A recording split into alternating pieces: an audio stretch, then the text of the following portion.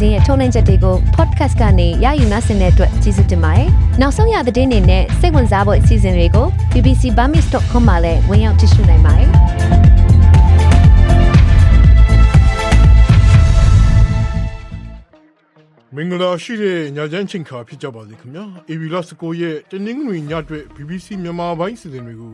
ုလန်ဒန်မြို့တော်ကနေတိုက်ရိုက်ထုတ်လွှင့်နေပါတယ်။ကျွန်တော်ဝေဖြိုးပါ။ဒီညအစီအစဉ်တွေထဲ The Strait of Hormuz is double shut.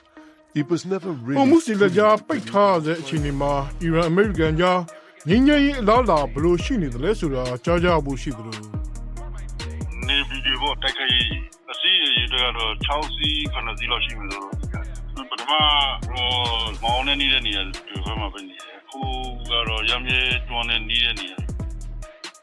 ာရမ်းရဲကျွန်းဒီစစ်ရေးရင်တွေတွန်းမြင့်နေရာချလာတဲ့အကြောင်းပါဝင်ထိတ်တန်းရောက်ပြည်တွင်းသတင်းတွေကိုလည်းတင်ဆက်ပေးဖို့ရှိနေပါတယ်ခင်ဗျာအီရန်နဲ့အမေရိကန်ကြားကြည်လည်မှုမရသေးပဲဖြစ်နေတဲ့အတွက်ဟော်မုစ်လက်ကြားကိုလည်းဘယ်သင်္ဘောမှဖြတ်သန်းခုန်မောင်းလို့မရနိုင်ပဲမနစ်စနေနေ့ကနေအခုထိအောင်အလုံးစုံရပ်ထားရသေးဖြစ်ပါတယ်။များမြင်ကွင်းရှိမှာအီရန်ရောအမေရိကန်ကပါနောက်ဆုံးမဲ့ဟန်မျိုးမပြကြပေမဲ့ပေါ်ထွက်လာနေတဲ့စကားတချို့အရညှိနှိုင်းလိုတဲ့စိတ်ဆန္ဒမျိုးတွေကိုစီရှိကြပုံရပါတယ်။အီရန်နဲ့အမေရိကန်နှစ်နိုင်ငံပြီးခဲ့တဲ့သတင်းပတ်တုန်းကတွေ့ဆုံဆွေးနွေးခဲ့တဲ့ပါကစ္စတန်နိုင်ငံကစီရီနာဟိုတယ်မှာအခုဆိုရင်ရှိထားတဲ့ဧည့်သည်မှန်သမျှကိုတခြားနေရာရွှေ့ပြောင်းကြဖို့ပြောထားပြီးဖြစ်ပါတယ်။အဲဒီဟိုတယ်မှာပဲဆွေးနွေးပွဲပြန်လုပ်ကြမှာလားဆိုတဲ့တရားဝင်ကြေညာချက်တော့ထွက်မလာသေးပါဘူး။ဆွေးနွေးပွဲပြန်ဆနိုင်အောင်တိုက်တွန်းမှုရာတီဟီရန်မြို့တော်စီပါကစ္စတန်စစ်တပ်အကြီးအကဲကိုယ်တိုင်ပြီးခဲ့တဲ့သတင်းပတ်တုန်းကရောက်လာခဲ့တာမှာတိုးတက်မှုတွေရှိခဲ့တယ်လို့အီရန်ဘက်ကပြောပါတယ်။တခါသမ္မတထရမ့်ကလည်းငြိမ်းချမ်းရေးသဘောတူမှုရောက်လာဖို့ရာနှီးစပ်တဲ့အနေအထားမျိုးမှာရှိနေတယ်လို့ဆိုထားပါတယ်။ဒါပေမဲ့လည်းနှစ်ဖက်ကြားကွဲလွဲမှုတွေရဲ့အဓိကပင်မအကြောင်းအရာတွေနဲ့ပတ်သက်လို့တော့ဘယ်လိုမှညှိနှိုင်းမရဖြစ်နေကြတယ်လို့နားလည်ရပါတယ်။ကိုမှုစီလက်ကြားအခြေအနေအကြောင်းလုံခြုံရေးဆိုင်ရာ BBC သတင်းတောက် Frank Gardner ကအခုလိုပြောပါတယ်။ The Strait of Hormuz is double shut. It was never really fully လက်စင်ထပ်ပြီးပိတ်ဆို့ခံထားရတာမျိုးဖြစ်ပါတယ်တကယ်တော့ဟိုမုစာဘယ်တော့မှအပြည့်အဝပြန်ပွင့်မသွားသေးပါဘူးပေါက်ကြနေတော့ကအပြည့်အဝပြန်ဖွင့်ပေးလိုက်ပြီဆိုတဲ့ကြေညာချက်ပဲထွက်လာခဲ့တာဖြစ်ပါတယ်အဲ့ဒီကြေညာချက်တသက်ကလည်းကဘာအနှက်ဈေးကွက်အသီးသီးအတွက်ညှို့နှင်းချက်ဖြစ်စေခဲ့တာပါတကယ်တော့အပြည့်အဝမပွင့်ခဲ့ပါဘူးဟော်မုစ်ကိုဖြတ်သန်းခွင့်မပေးဘူးဆိုပြီးအီရန်ကပိတ်ဆို့ထားသလိုဟော်မုစ်ကနေထွက်လာနိုင်တဲ့အီရန်နဲ့ဆက်ဆက်နေတဲ့သင်္ဘောတွေလည်းပင်လယ်ကွေ့ကိုကျော်ပြီးထွက်မသွားနိုင်အောင်အမေရိကန်စစ်တပ်ကပိတ်ဆို့ထားပါတယ်အီရန်စိတ်ကမ်းတွေကထွက်လာသမျှသင်္ဘောတွေကိုအမေရိကန်ရေတပ်ကနောက်ကျောင်းပြန်လှည့်ခိုင်းခဲ့တာအနည်းဆုံးသင်္ဘော23စင်းရှိခဲ့ပါတယ်ဆိုပြီးပြောသွားတာပါတခါလက်ဘနွန်တောင်ပိုင်းကိုကြည့်ရင်လည်းအပြစ်ရထားမှုကိုထိခိုက်စေနိုင်တဲ့စိုးရင်ရောက်ဝယ်ဖြစ်တွေရှိနေပါတယ်ကုလသမဂ္ဂရဲ့ငြိမ်းချမ်းရေးမစ်ရှင်တပ်ဖွဲ့ခြုံခိုတိုက်ခိုက်ခံခဲ့ရတာမှာပေဆုံးသွားခဲ့တဲ့ပြင်သစ်စစ်သားရဲ့ရုပ်အလောင်းကိုပဲရစ်မြို့တော်စီဒီကနေ့ပြန်လည်သယ်ဆောင်မှာဖြစ်ပါတယ်နောက်ထပ်ပြင်သစ်စစ်သား2ယောက်လည်းဒဏ်ရာပြင်းပြင်းထန်ထန်ရခဲ့ကြပြီးအခုဆိုရင်ဘေရွတ်မြို့တော်မှာရှိတဲ့ဆေးရုံတရုံမှာတက်ရောက်ကုသမှုခံယူနေရဆဲဖြစ်ပါတယ်အီရန်ကျောတော်နောက်ခံပြု Hezbollah ရဲ့လက်ချက်လို့တန်ရာရှိရပေမဲ့ Hezbollah တွေကတော့သူတို့လုပ်တာမဟုတ်ဘူးဆိုပြီးငင်းပယ်ထားပါတယ်။ဥရောပတိုက်အလဲပိုင်းဩစတြီးယားနိုင်ငံမှာတော့ကလေးအစားအစာဖန်မှုတစ်ခုထဲမှာကျွတ်သက်စေခတ်ထားတာတွေ့ရတဲ့အကြောင်းဩစတြီးယားရဲတပ်ဖွဲ့ကအတည်ပြုပါတယ်။ဂျာမနီနိုင်ငံအခြေစိုက် HIP ဆိုတဲ့ကုမ္ပဏီတို့မုံလာဥနီနဲ့အာလူအနှစ်တိုက်ထားတဲ့ကလေးအစာဖန်မှုထဲမှာတွေ့ရတာဖြစ်ပါတယ်။နောက်ထပ်အလားတူအစိတ်ထက်ခံထားတဲ့ဘူးတွေရှိနေနိုင်သေးတယ်ဆိုပြီးတော့လည်းရဲကသတိပေးထားပါတယ်။ HIP ကုမ္ပဏီဟာသူတို့ထုတ်ကလေးအစာဖန်မှုတွေထဲမှာအနေရှိတဲ့ပစ္စည်းပါဝင်နိုင်တဲ့အတွက်လို့ဆိုပြီးစူပါမားကတ်ဈေးဆိုင်ကြီး1000ကျော်ကနေမနေ့စနေနေ့တုန်းကသူတို့ထုတ်ကုန်ဘူးတွေကိုပြန်ပြီးသိမ်းယူဖယ်ရှားထားပါတယ်အခုကြက်သက်ဆေးတွေ့လာတဲ့ဘူးဟာဘူးအဖုံးဖွင့်ခံထားရတဲ့ပုံမျိုးပေါက်နေတာကိုဝယ်ယူသွားတဲ့မိဘတွေသတိထားမိခဲ့တဲ့နောက်ကိုကလေးကိုမကျွေးတော့ပဲရဲစီတိုင်တန်းရာကနေဘူးထဲမှာအစိတ်ခတ်ထားတာကိုတွေ့ရတာဖြစ်ပါတယ်Czech Republic နဲ့ Slovakia နိုင်ငံတွေမှာလည်းအဲ့ဒီဒစိမ့်ဘူးတွေကိုသိမ်းခဲ့ကြပြီးဘူးတချို့ထဲမှာအစိတ်တောက်ဖြစ်စေတဲ့ဓာတ်ပစ္စည်းတွေအထက်ခံထားတာကိုတွေ့ထားရပါတယ်ဒီအကြောင်း BBC သတင်းတောက် Charles Havendy ပြောတာကတော့ Those doing the tampering appear to have marked the jars clearly. It's အခုလိုအစိတ်ထက်ခံထားတဲ့ဖန်မှုတွေမှာကျူးလွန်သူတွေကအမှတ်အသားလုပ်ထားတယ်လို့ကောက်ချက်ချနိုင်ပါတယ်ပလင်းဖင်ဘက်မှာစတစ်ကာအဖြူကတ်လွှတ်လိုက်ပြီးအဲ့ဒီအပေါ်မှာအနီရောင်စောက်ဝိုင်းလေးရေးထားတာကိုသတိထားမိကြပါတယ်အခုလိုလုပ်တာဟာကုမ္ပဏီစီကနေငွေညှစ်ဖို့လားဘလို့အကြက်ကင်ချင်းချောက်နိုင်မှုလဲဆိုတာကိုတော့စုံစမ်းနေကြဆဲဖြစ်ပါတယ်ဆိုပြီးပြောသွားတာပါ မြန်မာသတင်းတွေပဲကြည့်ရင်တော့ကချင်ပြည်နယ်ဖားကန့်မြို့နယ်ကလုံခင်းကျွော်ဘက်ကိုစစ်တပ်ကဒီကနေ့ AB 19ရက်နေ့မှာစစ်ကြောင်းထိုးနေတယ်လို့ဒေသခံတွေကပြောပါတယ်တိုက်ပွဲတွင်ပြစ်ခတ်တဲ့လက်နက်ကြီးကြားရောက်ပောက်ကွဲတဲ့အတွက်အသက်4နှစ်အရွယ်ကလေးငယ်တစ်ယောက်သေဆုံးရတယ်လို့လည်းသိရပါတယ်စစ်တပ်ရဲ့စစ်ကြောင်းဝင်ရောက်လာပြီးတဲ့နောက်မှာလုံခင်းရွာတွေကစောင်းချင်းဆိုတဲ့ရပ်ကွက်အနီးမှာကချင်လူလက်ရေးတပ် KIA ပူးပေါင်းတပ်တွေနဲ့စစ်တပ်တို့ကြားဒီကနေ့မနေ့နှောင်းပိုင်းအထိတိုက်ပွဲတွေဖြစ်နေကြတယ်လို့စစ်ရေးသတင်းရင်းမြစ်တယောက်ကပြောပါတယ်မွန်ပြည်နယ်တထုံမြို့နယ်ထဲမှာတော့တင်းညံကာလာဒုံလဘက်ရဟန်းဝတ္ထုတွေအများစုလိုက်ပါလာတဲ့ဖျားဘူးကားနဲ့ခီးသည်တင်ကားတိုက်မိမှုမှာပြန်လုံတော်မူတဲ့ရဟန်းအပားကြီး9ပါးအထိမြင့်တက်လာပါတယ်။ဒါကြောင့်အခုဆိုရင်စုစုပေါင်းပေဆုံးသူ73ဦးထိရှိလာတယ်လို့ကယ်ဆယ်ရေးအဖွဲ့တွေကပြောပါတယ်။ရင်တိုက်မှုဟာတထုံမြို့နယ်ရန်ကုန်မော်လမြိုင်လမ်းပိုင်းပေါ်ကနောင်မိုးဆိုတဲ့ကျွော်အနီးမှာမနေ့ AB 18ရက်နေ့ညနေပိုင်းတုန်းကပေါ်ပေါက်ခဲ့တာဖြစ်ပါတယ်။ပိုရဟမင်းကြီးလီယိုဟာဒီကနေ့တနင်္ဂနွေနေ့မြစ်စာတရားဝိပုစုတော်ပွဲကိုအာဖရိကတိုက်အန်ဂိုလာနိုင်ငံမြို့တော်လူဝမ်ဒါရဲ့အပြင်ဘက်ကီလမ်ဘာဆိုတဲ့အရက်လေဟာပြင်ကွင်းကျယ်မှာပြုလုပ်ခဲ့ပြီးဖြစ်ပါတယ်။စုဝေးတက်ရောက်သူအပရိသတ်ပေါင်းသိန်းနဲ့ချီပြီးရှိခဲ့ကြပါတယ်။လာရောက်စုတောင်းသူတွေဟာဗာတီကန်ရဲ့အလံတော်ပိုရဟမင်းကြီးရဲ့အမှတ်သားအယောင်ဖြစ်တဲ့အဖြူနဲ့အဝါရောင်တွေကိုဝတ်ဆင်ထားကြပါတယ်။ပိုရဟမင်းကြီးဟာအန်ဂိုလာကိုစရောက်တဲ့မနေ့စနေနေ့မှာပဲအန်ဂိုလာသမ္မတအပေါင်းဝင်အာဏာပိုင်တွေနဲ့တွေ့ဆုံရမှာမတူကွဲပြားမှုနဲ့အတိုက်ခံပြုမှုတွေကိုစိုးရိမ်ကြောက်ကြမှုမရှိဖို့လေးပေးတိုက်တွန်းခဲ့ပါတယ်ခင်ဗျာ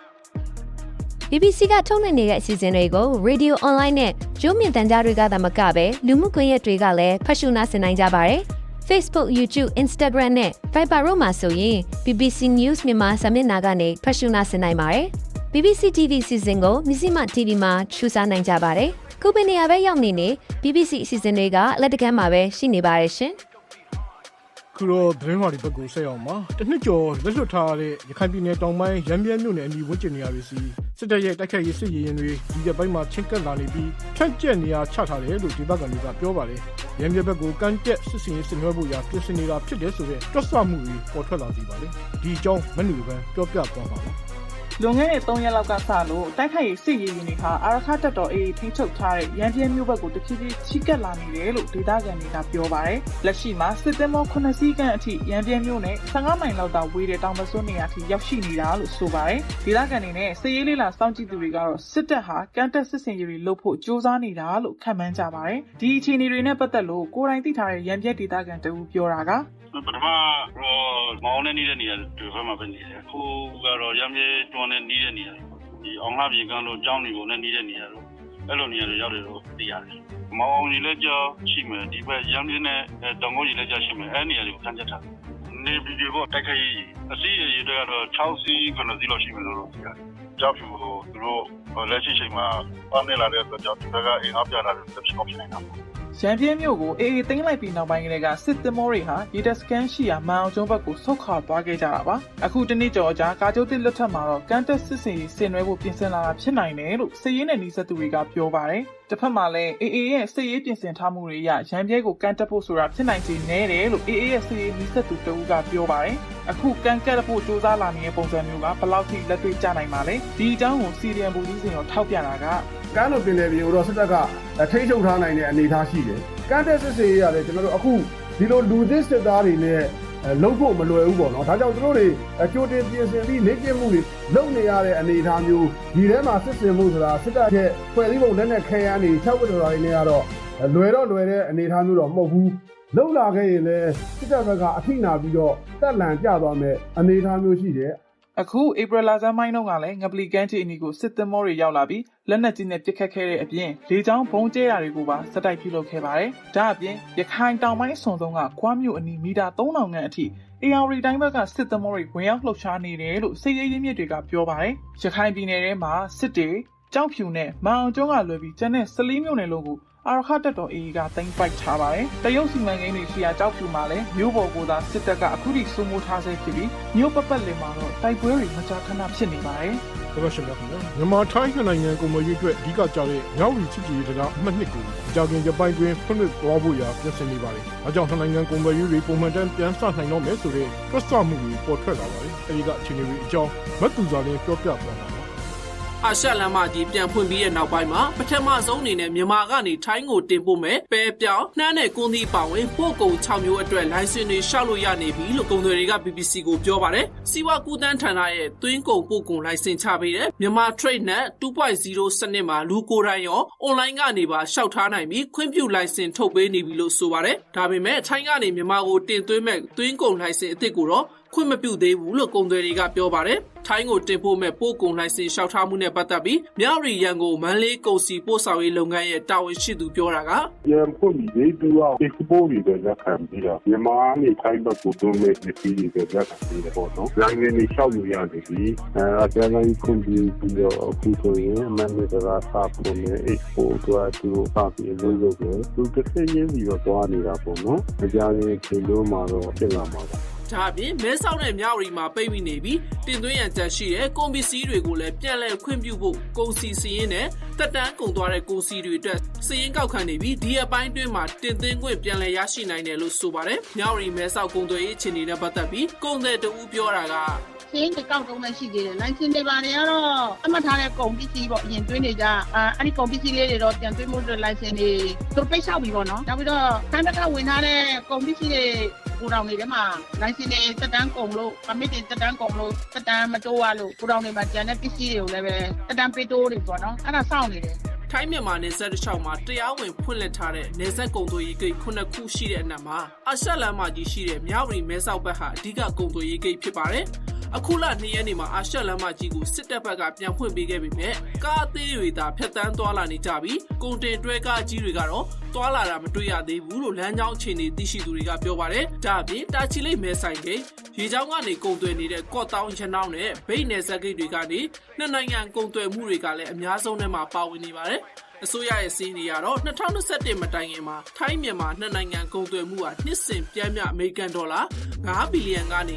9.5ဘီလီယံဝန်းကျင်ရှိခဲ့ပါတယ်ရှင်။တခါပြည်တွင်းစိုက်ပျိုးမွေးမြူရေးကဏ္ဍအတွက်လိုအပ်တဲ့လောင်စာဆီအရေးကိုကြည့်ရင်တော့နေပြည်တော်တစ်ဝိုက်မှာပြည်တွင်းထုတ်ဒီဇယ်ဆီတွေကိုတောင်သူတွေစီတကားလန်7,000နဲ့သက်ဆိုင်ရာအာဏာပိုင်တွေကရောင်းချပေးနေပါတယ်။တကယ်လည်းအဆင်ပြေနိုင်မှာပါလား။မတ်သမင်းတွေစူးစီးပြောပြထားပါတယ်။နွေစပါးအပါဝင်စီထွက်တီးနှံစိုက်ပျိုးထွင်ရဖို့အတွက်ပြည်တွင်းထုတ်ဒီဇယ်တကာလန်ကို1000ကျပ်နဲ့ရောင်းချပေးနေတာလို့သတင်းစာကနေထုတ်ပြန်ပါတယ်။မနေ့ကစပြီးနေပြည်တော်အတွင်းမှာရှိတဲ့လယ်ဝေးပြင်းမနာနဲ့ဇေယျတီရီမြို့နယ်တွေမှာစတင်ရောင်းချပေးခဲ့တာဖြစ်ပြီးစိုက်ပျိုးဖို့ကြံနေတဲ့ရွာတွေကိုဆက်ရောင်းပေးမယ်လို့လည်းဆိုပါတယ်။အခြားတိုင်းနယ်ပြည်နယ်ကတောင်သူတွေကိုဆိုင်ရာအစိုးရအဖွဲ့ရဲ့ထောက်ခံချက်နဲ့အခုလိုဆက်ပြီးရောင်းချပေးဖို့စီစဉ်မယ်လို့ကြေညာထားပါတယ်။လက်ရှိမြေပြင်မှာစီလာရောင်းပေးတဲ့အပေါ်ပြင်းမနာမြို့နယ်မှာရှိတဲ့လေယာလုပ်ငန်းလုပ်ကိုင်သူပြောတာကတချို့တောင်ကြီးအများအပြည့်မရကြဘူး။နည်းနည်းဒုက္ခရောက်တာပေါ့။ဒီဝိအိမ်ကြီးမှာပါတဲ့ဟာတွေဥမာပေါ့ဟိုမိုးစပါးဆိုင်များကြီးဒီစိုက်ခွက်ထဲမှာလုံလောက်စိုက်မဲ့ဟာတွေကိုလုံလောက်ကိုမပေးနိုင်တာဘူး။ပကတိနေနေသားနဲ့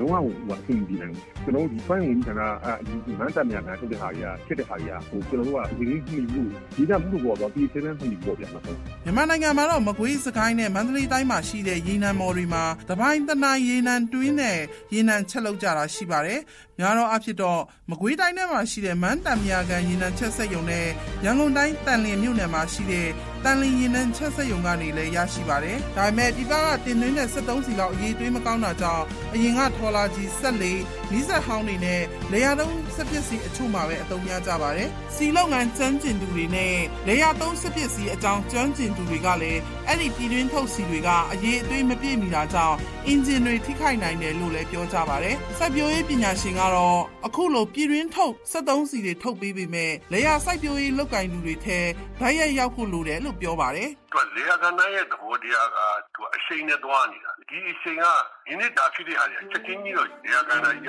ဝုန်းလို့ကြာတာ။ဒါပေမဲ့တပြေးပြေးချင်းတော့ကြာပါဘူး။တပြေးပြေးကြာသွားပြီဆိုပြန်တင်လို့မလွယ်ဘူး။သူ့ရဲ့သဘောတရား။တော့လေယာကနိုင်ဒီဖတ်ရိုက်ထားပါအရှင်းလယ်ပိုင်းပရိပခကြောင့်စီပြက်လက်မှုမဖြစ်အောင်ဆိုပြီးမြန်မာနိုင်ငံမှာစုံမတရက်စီအလဲကျကားပေါင်းစနစ်နဲ့စီဝေရတဲ့စနစ်ကိုကျင့်သုံးနေစေဖြစ်ပါတယ်။စီစေနှုန်းကလည်းအဲ့ဒီပရိပခမတိုင်ခင်ကလေးကနှစ်ဆကျော်ဈေးသက်သွားပြီးတော့လက်ရှိအထိအချိန်ကြာမြင့်စွာနဲ့တန်းစီဝေယူနေရစေဖြစ်ပါတယ်။နယ်ဘက်တွေမှာဆိုရင်မောင်ဖို့ဈေးကွက်ကြောင့်စီဈေးအဆမတန်ဈေးသက်သွားပြီးတော့ရိတ်သိမ်းမှုနဲ့ထွင်ရဲဖို့ရှိတဲ့တောင်သူတွေအတွက်အခက်တွေ့နေပြီးပျက်စီးဆုံးရှုံးမှုတွေနဲ့ရင်ဆိုင်နေရစေဖြစ်ပါတယ်ရှင်။